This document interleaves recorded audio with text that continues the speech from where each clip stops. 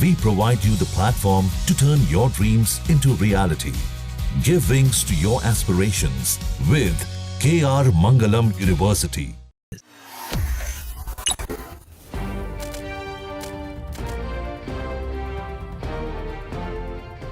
नमस्कार, जजमेंट समझिए माला दीक्षित से कार्यक्रम में आपका स्वागत है।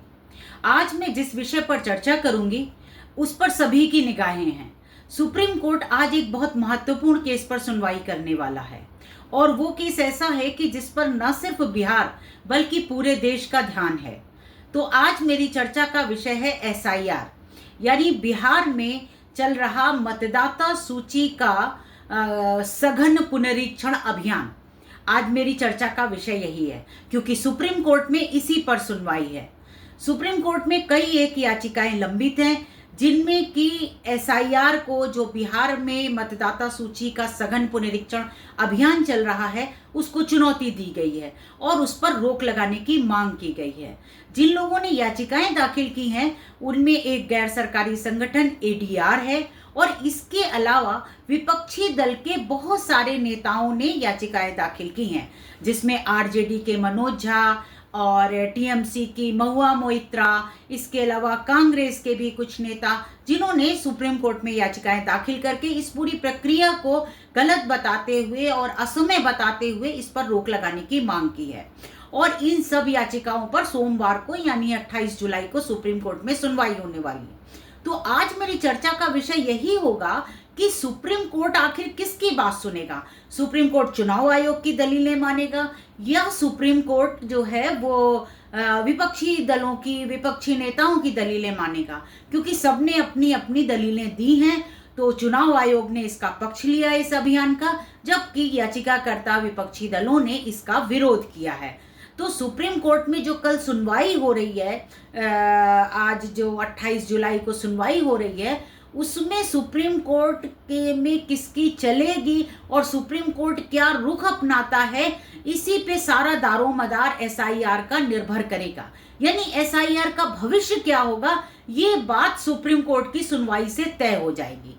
तो सुप्रीम कोर्ट ने पिछली सुनवाई पर, अगर आपको याद होगा, तो SIR की प्रक्रिया पर कोई रोक नहीं लगाई थी सुप्रीम कोर्ट ने, लेकिन सुनवाई की तारीख 28 जुलाई तय कर दी थी। और इसका भी एक कारण था, वो इसलिए तय की गई थी क्योंकि 1 अगस्त की तारीख जो है वो ड्राफ्ट जो वोटर लिस्ट है उसके पब्लिश होने की है। तो सुप्रीम कोर्ट ने कहा था कि हम जो ड्राफ्ट वोटर लिस्ट होगी उसके पहले केस की सुनवाई करेंगे ताकि हमें वस्तुस्थिति पता चल सके।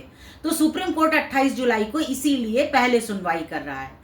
इस दौरान जो चुनाव आयोग है उसने भी सुप्रीम कोर्ट में अपना जवाब दाखिल कर दिया है। इसके अलावा जो याचिकाकर्ता हैं उन्होंने चुनाव आयोग के जवाब का भी उत्तर, जिसे प्रत्युत्तर कहा जाता है, रिजॉइंडर कहा जाता है, वो दाखिल कर दिया है। तो चुनाव आयोग ने अपने जवाब में कहा है कि ये प्रक्रिया बिल्कुल सही है और इस प्रक्रिया के जरिए जो फर्जी मतदाता होंगे उनको हटाया जा सकेगा और वोटर लिस्ट की शुद्धता सुनिश्चित होगी, यानी उसमें जो वास्तविक मतदाता है वही रहेगा।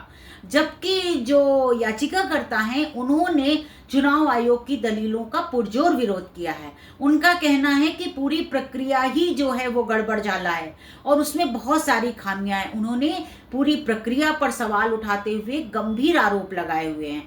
तो अब सुप्रीम कोर्ट दोनों पक्षों की दलीलें सुनेगा और तय करेगा कि क्या होता है। लेकिन अगर पिछली बार जो सुप्रीम कोर्ट में सुनवाई हुई थी उसको अगर आप जरा ध्यान दें तो आपको पता चलेगा कि सुप्रीम कोर्ट का पिछली सुनवाई पर क्या रुख था।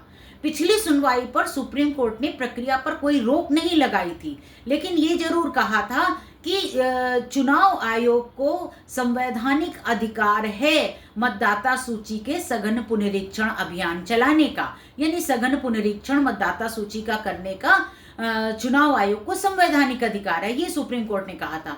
लेकिन सुप्रीम कोर्ट ने ऐसा नहीं है कि बिल्कुल चुनाव आयोग पे कुछ नहीं कहा था। उसने इस समय जो की जा रही है प्रक्रिया, उसके समय को लेकर के जरूर सवाल उठाया था। सुप्रीम कोर्ट ने ये कहा था कि जब नवंबर में चुनाव होने वाले हैं बिहार में विधानसभा के, तो इस समय क्या बहुत थोड़ा समय नहीं रह गया है इस इतनी बड़ी प्रक्रिया को करने के लिए। तो सुप्रीम कोर्ट ने समय को लेकर के जरूर सवाल उठाए थे।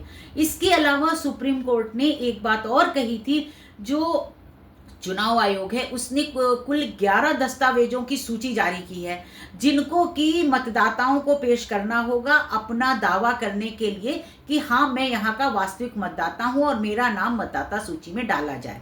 तो वो 11 जो दस्तावेज हैं उसमें चुनाव आयोग ने ना तो आधार को शामिल किया था, ना राशन कार्ड को शामिल किया और ना ही मतदाता पहचान पत्र शामिल किया था। तो सुप्रीम कोर्ट ने इस पर सवाल उठाए थे और पूछा था कि भाई आधार को तुमने क्यों नहीं शामिल किया, फिर मतदाता पहचान पत्र तो तुम्हारा ही जारी किया हुआ है, यानी चुनाव आयोग द्वारा जारी है, तो उसको क्यों नहीं शामिल किया, और राशन कार्ड पर भी कहा था। और सुप्रीम कोर्ट ने अपने अंतरिम आदेश में कहा था चुनाव आयोग से कि वो जो है इन तीनों दस्तावेजों यानी आधार, राशन कार्ड और मतदाता पहचान पत्र पर भी विचार करे, उन्हें भी स्वीकार करने पे विचार करे। तो अगर चुनाव आयोग इन सबको स्वीकार करता है तो निश्चित तौर पर बिहार का एक बहुत बड़ी जनसंख्या, बहुत बड़ा जो मतदाता वर्ग है उसको राहत मिलती और वो इसमें शामिल हो सकता था। लेकिन चुनाव आयोग ने जो जवाब दाखिल किया है सुप्रीम कोर्ट में, उसमें उसने कहा है कि मतदाता जो पहचान पत्र है अगर हम उस पर रिलाई करेंगे, उस पर भरोसा करेंगे तो हमारी पूरी SIR की प्रक्रिया ही निरर्थक हो जाएगी।